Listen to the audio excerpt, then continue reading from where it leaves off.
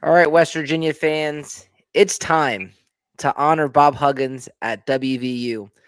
A lot has been made of Bob Huggins this week in the media with the news of his new documentary. And I think it's time we talk about Bob Huggins. And I think it's time that as a university, we we make things right with Bob Huggins and bring him home and honor this man because he deserves it. To talk about this tonight, I have my good friend of the show, Amit Batra. Amit, how are we doing tonight? Doing well, man. How are you? It's good, no West Virginia basketball to talk this week so far. It's been kind of boring. I don't know what to do with myself without watching the West Virginia Mountaineers. And this documentary clip dropped last night, and I was looking for a story all week. I'm like, what can I do on? I'm like, man, I need to talk about this documentary and need to talk about Bob Huggins in general and just what's transpired with him over the last few years. And time heals all wounds, and I think that it's time to have this discussion on the Jersey Ear Show. Yeah, 100%. I was watching the trailer this morning, whatever that 2 minute clip, and it was fun to watch, man. Just seeing all the memories and everything. And Bob Huggins obviously meant a lot to West Virginia, Cincinnati, college basketball in general, right? And I think it's time to give him his due for what he's done in the sport. And yeah, I'm super excited to watch it when it comes out in the spring. I mean, just seeing all the coaches talk about him, all his former players, I think it's gonna be really special. Yeah, absolutely. So on tonight's show, we'll talk about that documentary a little bit. We'll talk about Bob Huggins. We'll talk about the team that never came to be, than that last year that was supposed to be a solid team. We'll talk about his thoughts on Ross Hodge. We'll talk some baseball walk-up songs. Those came out today. And I want to get your thoughts on some of your favorite walk-up songs that the pitchers and hitters have. And we'll have a fun time on the Jersey Ear Show tonight. Before we do that, if you're a West Virginia fan, please remember to like and subscribe to Jersey Ear.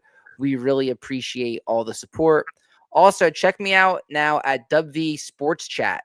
I'm on their YouTube channel once a week. I host the Crossroads Show.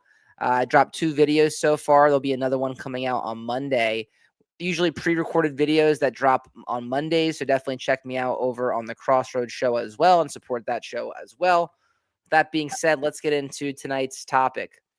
So the Bob Huggins documentary, Beyond the Bench, set to premiere this spring. I noticed, and I sent this to Amit last night, Mountaineer Paul got some inside access to this one. He was able to interview the producers of the show and have former players like Truck Bryant on his show. And then he also got permission to put out the trailer. And Amit, I was absolutely blown away by that trailer that I saw on Mountaineer Paul's Twitter last night. Yeah, it was actually really incredible. I'm just watching it. I was able to watch it this morning, watch it again. I think it's going to be really fun. I mean, just seeing all the coaches, talk about him and give him his praise, and then his players, and kind of what it meant to, play for him, and what you needed to have kind of within you to play for him, right? He's not. I don't think he's your traditional, ordinary coach. That's to say the least. So I think, it's going to be a great story of his career as well as his life. I mean, and also kind of a testament to who he is as a person, and some of the struggles that he kind of went through and overcame. I absolutely love a good documentary. Over Christmas, just love sitting here and watching documentaries. And I watched the Hot Rod Hundley one. I thought was very interesting. I watched an old school Jerry West one. I think Jerry West, there should be an updated one on him. Hopefully someone picks up his story because he has a very exciting story too. I'll tell you this, for me, I've been a Mountaineer fan since about 2010, 2011, since I went to school there in the early, late 2000s, and for me, I can't wait just to see the backstory about Huggins before West Virginia too, his childhood. They'll probably talk about him as a player at West Virginia because he was also an alumni of West Virginia. They'll talk about his career at Akron and Cincinnati and his struggles that he had on and off the court. And then obviously the best part is going to be his times at West Virginia because we were there, at those games and we followed his career immensely. So this one should be must watch. I'm really hoping that either like a 30 for 30 gets picked up for this or Amazon Prime and Netflix. Hopefully some sort of big company picks this up because it deserves a big platform for the show. Yeah, 100%. And I totally agree. I think it's going to get a lot of eyeballs, not just from Cincinnati and West Virginia fans, but I think college basketball fans in general, right? Because he's meant a lot to the sport. And anybody who knows college basketball knows Bob Huggins. And, I remember just hearing Bill Self, like when you're playing against Bob Huggins, you're juiced that night. And I think college basketball definitely misses him, right? So I can't wait. I'm super excited to see it. Yeah, absolutely. So it comes out this spring. As more information comes out about that, you'll see that online. I'm sure we'll talk about it more on this show. Let's talk about Bob Huggins as a coach, Amit. Overall, just a crazy resume. 935 career wins just to 414 losses. And then you look at what he did at major schools like Akron, Cincinnati, Kansas State, and West Virginia, racked up 863 wins at those schools with only 389 losses. And um, for a long time, he was like the second most active winning coach in college basketball when those guys started retiring. Yeah, absolutely. I mean, he's one of the best to do it, right? And I think with Bob Huggins compared to some of the other coaches, he did it with less talent, right? I mean, he wasn't getting a lot of the five-star guys. Obviously, he's had like Kenny Martin and some of those type of players, but he wasn't always recruiting those type of players. I think while maybe John Calipari and some of those guys, they're seeing five-star talent every year. Bob Huggins, wasn't the case, right? And I think he did a great job developing talent, right? And finding his type of player, right? There's a toughness that comes with playing for Bob Huggins, and he always wanted that type of player. So I think it's a credit to him, right? Being able to have the results that he's had with the kind of the level of talent he's had. Absolutely. So the question now, Amit, is it time for WVU to honor Bob Huggins? We know what happened a few years ago with his off the court issues, and we're not going to get too much into those, but had some embarrassing things happen and in simultaneous weeks, kind of all put together with like 6 weeks apart. We had a warning and then really messed up and did some bad things, but time heals all wounds, and he was forced to resign. And he had 345 career wins at West Virginia. He made 11 NCAA tournaments. We'll never forget the 2010 Final Four run that he had, and they were also Big East tournament champions. Amit, is it time for WVU and Bob Huggins to come together and honor this man and give him his flowers, as people say, next season? Yeah, I think 100%. I mean, he's just done so much for the state and for the program in West Virginia. Obviously, us being there around the Final Four time, super special. I remember when I was kind of taking, my college tour. It was the day that West Virginia beat Kentucky in the Elite Eight, and they advanced to the Final Four. So there was definitely kind of a special buzz around West Virginia, and he's done so much over the years. A lot of Sweet 16 appearances, and he's obviously. I was really, really hoping he was going to get one national championship. I think he, obviously deserved it, but yeah, he's done so much for West Virginia. He's won a lot. Obviously, yes, he has made a couple mistakes in his career, in his life. Everybody has made mistakes. Nobody's perfect. Nobody's perfect, right? So we're all human, and I think he's learned obviously from some of his mistakes. And yeah, but I mean, he's just meant so much to the state and to the program that I think it's time to honor him for sure. I think the thing with him is how much he loved the state of West Virginia. He truly wanted to win a national title and bring it to the coal mines, to the people. And then he's gone in a flash, and he was gone. He should have had like a retirement tour, kind of like Derek Jeter had, where he was going to announce that he was stepping down, and there should have been a guy in place after him, kind of like the Sabins situation with baseball. And he should have had one last team to go out in the sunset and try to win it all with. That was our hope at West Virginia. Ultimately, that didn't happen. So I think you, as a fan base, we don't have any closure with this one. I just think it abruptly ended, and it's just a shame because you look at how much he cared for West Virginia. I'd be hard pressed to find any coach that cared about West Virginia as much as Bob Huggins did. I truly believe that. And then fast forward 2 years later, after that, look what happens with Darren DeVries.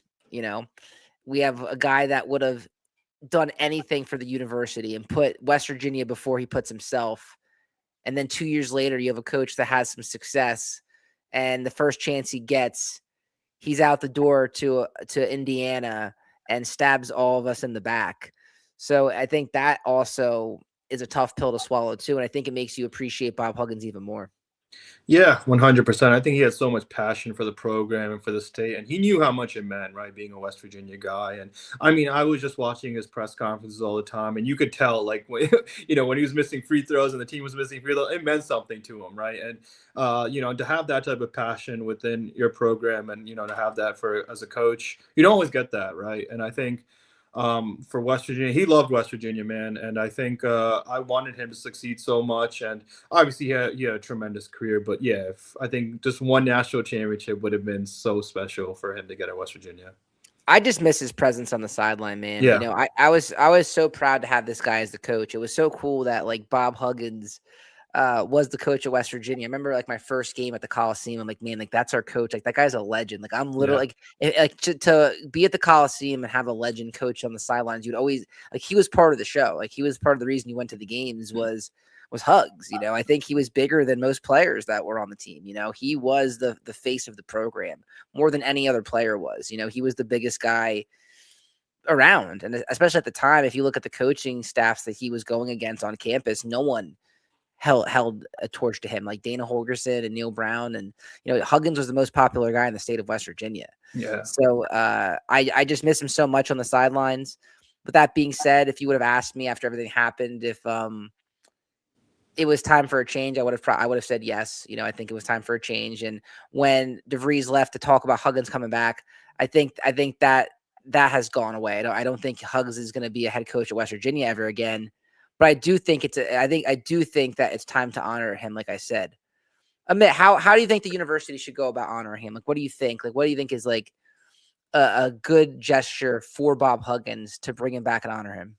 Yeah, I mean, I think a really good ceremony would be good. I mean, I don't know if they're gonna do like a statue or something like that, but I wouldn't be opposed. I mean, I think he's just meant so much. And one memory that I always have is that picture with Deshaun Butler against Duke in the Final Four, and he's obviously going through pain, but then Bob Huggins comes and kind of comforts him, and he was kind of like that father like figure to the players. And I think one thing that was great about Bob Huggins is that he held like all of his players accountable, right? Whether you were a role player or a starter, or you're the star guy, everybody had to play a certain type of way, and play hard for him, or you're not going to play. So I love that, and I think I think he deserves a very good ceremony. And then if they want to do like a statue at some point, I don't know if that's ever going to happen, but I wouldn't mind it.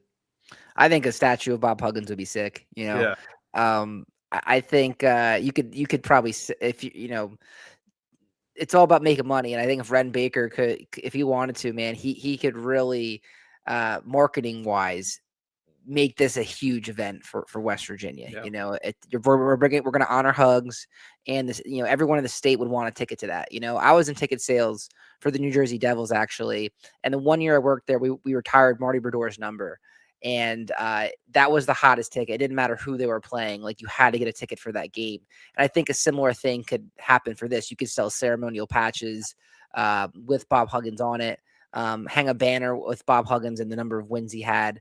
It's time. It was 4 years ago next year that it's going to be, and no one's perfect. And I think the other thing that might happen is you might start hearing chatter from the outside media. Why are you honoring this guy after what he said and his actions and things like that? But my thing is, we're West Virginia. When do we ever care about what people think about us?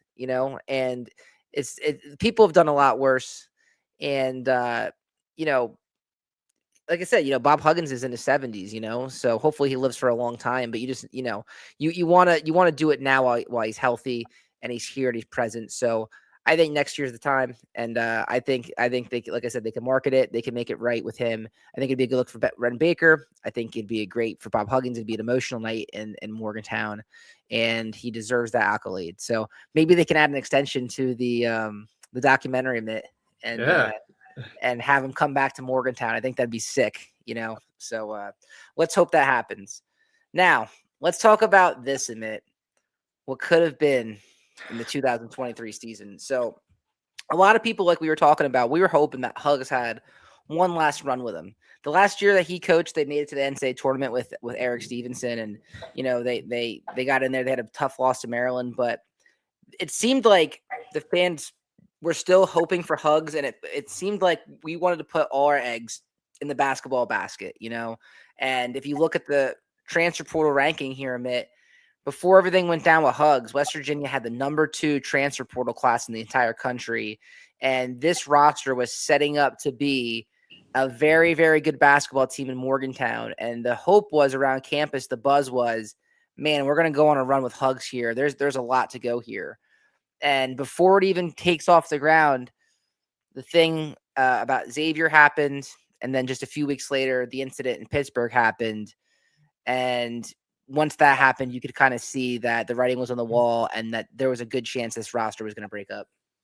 Yeah, 100%. I mean, I think it's the most West Virginia thing that's possible, to be honest. I mean, just that whole summer and everything that kind of transpired, it was, it was a difficult stretch. And I was super excited for that season because I thought, West Virginia had a chance to do something special. And obviously, to be that high in the rankings, recruiting wise, was super exciting. And the roster was looking good. It was kind of just a shame that everything kind of transpired and, all kind of went south from there.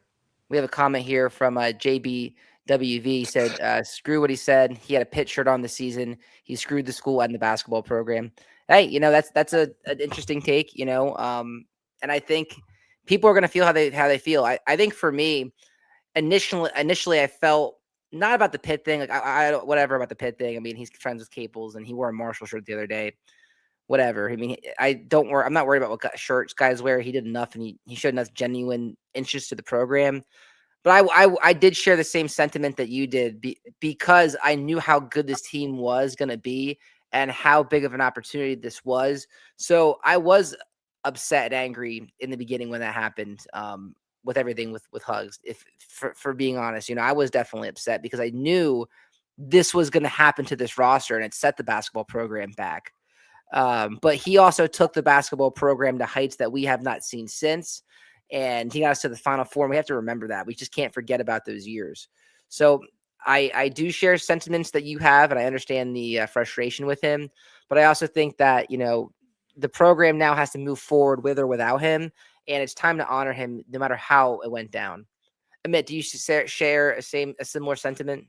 Yeah, no, I think when everything kind of first happened, I was also kind of angry with it. I thought it was kind of a selfish thing that, he did. And obviously, I think everybody, like we said, makes mistakes. But, when you're a head coach of a major basketball program, there's a certain level of professionalism that comes with that as well, right? And I think that whole summer, he, did obviously make some mistakes and, wish he could do things differently. Absolutely. But like you said, I think he's also made, himself, he had quite a legacy at West Virginia, right? And that should also be honored and, recognized because he did some special things, on the court. And, the program was, went to tremendous heights under his leadership. So while I can certainly see some fans, obviously not liking how he kind of handled things, during that time, we also have to remember what he did do for the program and all the contributions he made. Coop said, "Yo, what up, Coop? How are you, buddy? Thank you for commenting. Hope you're having a good week. Hopefully, you have all from school on Friday and Monday. I know I do, so I'm excited about that. Let's get into this roster, though, Mitt. I mean, if you look, they really hit it in the transfer portal class. They had Raekwon Battle. Obviously, he had his waiver issue. Eventually, got cleared. Jesse Edwards was a very solid player coming over from Syracuse. You had Noah Farrakhan, Kerr Carissa, and Jose Perez, who ended up just never playing a game for the Mountaineers. And he was more of a headache than he was a contributor. Yeah. But then it wasn't about the guys we brought in. It was about the nucleus that you already had on the team that you paired with them. And I think that was the most disappointing thing is what happened after Huggins resigned is that our players that we loved on that team left. I was crushed when Trey Mitchell left to Kentucky. I was pretty crushed. And I should have saw it coming because he's played for 4 schools in 4 years. But he just did so much, man. He could literally do it all on the court, and I really enjoyed playing him. I can't fault him for leaving West Virginia, even though I was upset and disappointed because these guys were there to play for Huggins. They weren't there to play for Josh Eiler. They were there to play for Huggins. And also you have to remember at the time, if your coach left, you could enter the portal, which means these guys were a hot commodity Yep. because all of a sudden you have free agents now, and these guys, supply and demand, all the other guys were picked up, and all of a sudden now you have a Joe Toussaint in the transfer portal. Your payday would have been a lot higher now because there's less players in the portal. So I was disappointed, man. Could you imagine this team though with like Joe Toussaint, who played really good defense and gave you good minutes each night? James Okonkwo had a high ceiling at West Virginia. Muhammad Wagi was a good player. Trey Mitchell, and then you pair them with a Jesse Edwards, a Battle, Kirk Carissa. This team, they would have definitely been a tournament team in my opinion, probably like a Sweet 16 team. They had that caliber of team, but we just never saw it come together. And like you said, Amit, it was the most classic West Virginia thing of all time. It was like, man, we're finally going to have a great basketball team again. And before you know it, everything blew up. Yeah, 100%. And I think, this was a top 25 team easily, in my opinion. I mean, Joe Toussaint was a very good defensive guard. And, he came from Iowa. And then obviously he goes to another conference foe, which is kind of frustrating. But Trey Mitchell, great scorer. And then, Jimmy Bell and Mo kind of in the paint, as an interior presence. So, and then, bringing in Jesse Edwards, I watched a bunch of him at Syracuse, and he, tremendous player. So, and then, Raekwon Battle obviously was one of the premier scorers on that team. So, yeah, there was a lot of talent set up here, and it was very disappointing that we couldn't really see it transpire. But, yeah, it's kind of just the cards that we were dealt, and unfortunately just kind of was a lost season. Yeah, I think when we look at what ifs, this will be one of the biggest what ifs in West Virginia history of what this team could have done. And, I think there was a chance that this could have been, if Huggs went on a run here, that could have been it for him, who knows? So that's going to be a big what if Huggs, never got into those situations, what would have happened with these teams. All right, let's talk about Huggs and his comments at the latest fish fry Amit. He said, we're going to the Final Four again. So in my eyes, that is backing the coach that is currently there, Ross Hodge, which is huge because for a while there was a lot of friction between Huggins and the athletic department. And he said he didn't resign and he still wanted to coach, and it was kind of awkward, but it seems like he's getting more comfortable backing the coach that's there, and he gave Ross Hodge a vote of confidence. Amit, how big do you think that is for Ross Hodge to have a legend at the school that is as big as Bob Huggins give you a vote of confidence and say he believes that you're the guy? Yeah, I think it's huge. I think time heals all wounds, as we're kind of saying. And yeah, I think for Ross to hear that from a legendary coach like Huggins, I think it will give him confidence. Like, I do hope we get to the Final Four. I think we've had some, bad luck in the tournament with the Sweet 16 teams, and as far as who we faced, right? Like seeing those Gonzaga teams and those Villanova teams, we gave Villanova the toughest game they had that entire tournament. Yeah, we were up like 8 minutes in that game. Yeah, I was at that game in Boston, and it was, that Villanova team was stacked, and West Virginia gave them all they could handle. Probably the only team that probably challenged them that whole tournament, honestly. Like, the Villanova destroyed Michigan in that championship game. And I remember my senior year, we made it to the Sweet 16, and I opened up the New York Post, and what's his name? They called him Mighty Mouth in the paper. He said, "We're going to beat Kentucky," and they were undefeated. Was it Daxter Miles? Daxter Miles said he was on the cover of the New York Post and said, "We're going to beat Kentucky," and they got absolutely slaughtered. That Kentucky team was unreal that year. But anyway, yeah, we've had some tough luck. I feel like a lot of times we've been running into like the eventual national champion. But my next question to you is, Amit, Bob Huggins said this. Do you believe that?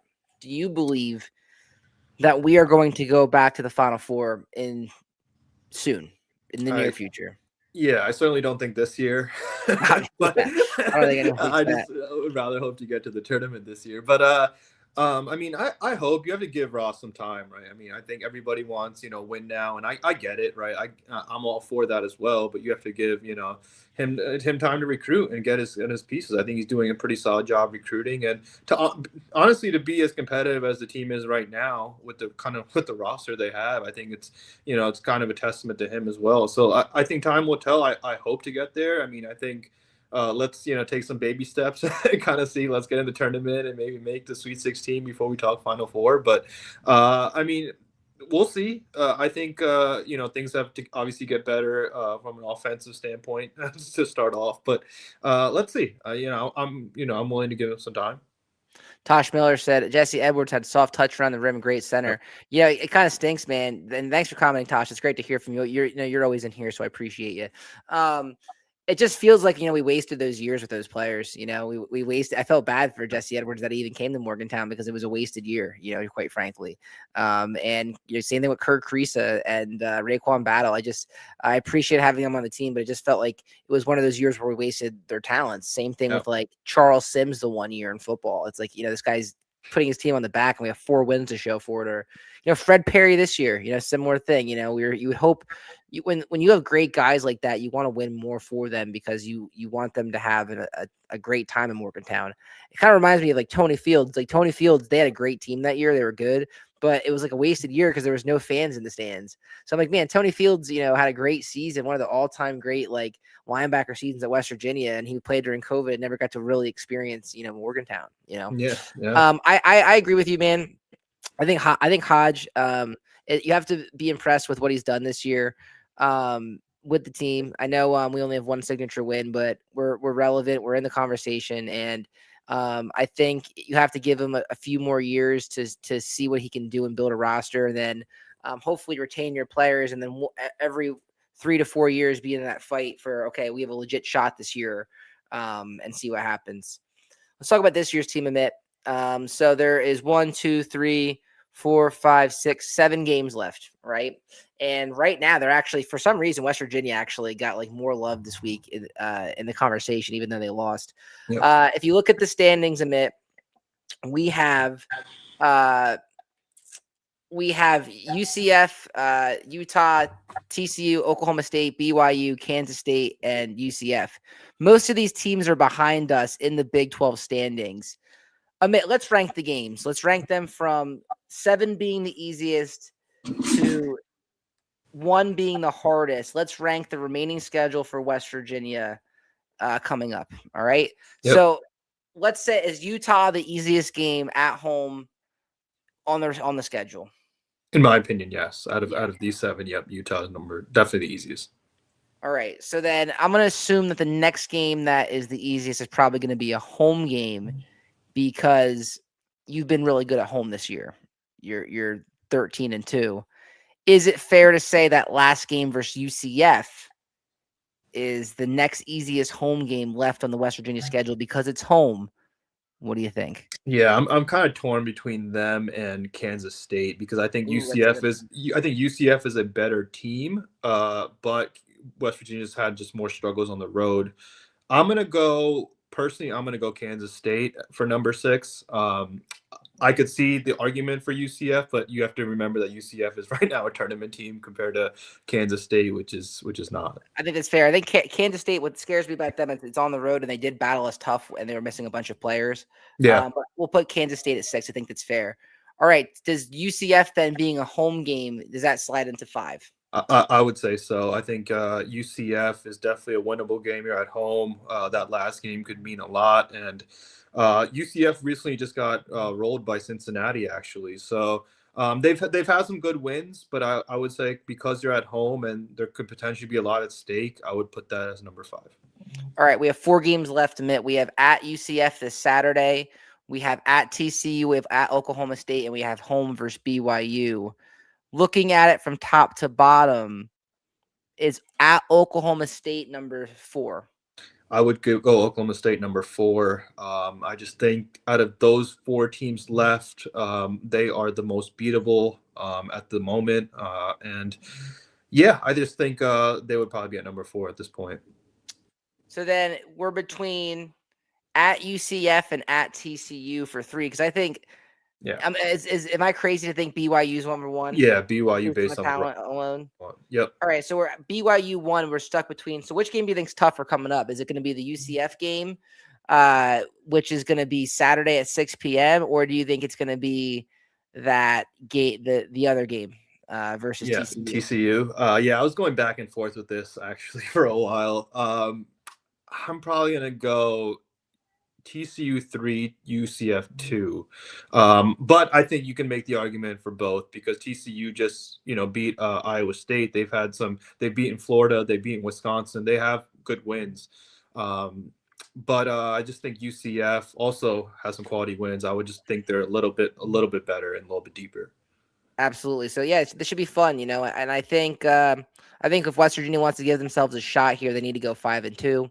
And they if they go 5-2 and win one or two games in the tournament, they'll at least be in the conversation. I think Selection Sunday. But I tell you what, you have to. These next three are crucial. A win would help you immensely on Valentine's Day at 6 p.m. So. Mrs. Horak, we're watching the Mountaineers. Tosh said, agree. Perfect. Yeah, I'm glad you agree. I think this is what's ahead of us, and we'll see how it goes. All right, Matt, last thing. We'll change it up to baseball. Baseball season starts Friday. So I'm going to go through if you look at the graphic here, we have some of the players' walk-up songs. And I actually think the pitchers have better walk-up songs than the hitters. And we can discuss which ones you think are better.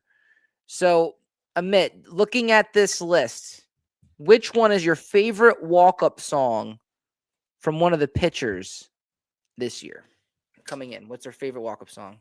You know what? I would have to go probably. I love Everlong by the Foo Fighters. I personally, I'm a '90s guy, so I think that's one that I would probably put up there. All right, I'm gonna go with. It's a tough call here.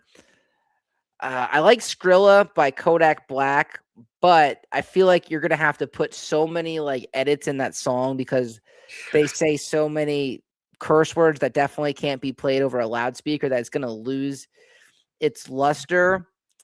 I think the next best thing, Paper Planes is a really good one by MIA. That was a hit back in 2008, but I'm not sure if it's like a good walkout song for a pitcher. I like Superstar by Lupe Fiasco by JJ Glasscock. That's a great song, man. If you ever put Superstar on when you're on for a run, or if you need to like boost your mood, or just like that song gets me in the right vibe. Superstar by Lupe Fiasco. So I'm gonna go JJ Glasscock for that one. All right, Amit, let's look at the hitters now. So we have the hitters ones here. I have my favorite. I'm circling it. Which one's your favorite? Oh man. I'd probably throw it back to Mac Miller back in the day. I mean, knock. I mean, that was just kind of the time when we were in school, so I'll probably go that. Yeah, Mac Miller, man, he has the respect of so many people, and I was devastated, when he died. We saw him play. He was at Fall Fest when we were there. So Mac Miller, yeah, Knock Knock's a great song. So Gavin Kelly, he's a great player. He's going to be a top prospect for the Mountaineers. That's my second one. But number one, I have Brody Kresser, Ryan Maggie, Return of the Mac. Yeah. That's a great song, man. Classic, Return of the Mac. That's an absolute banger of a song.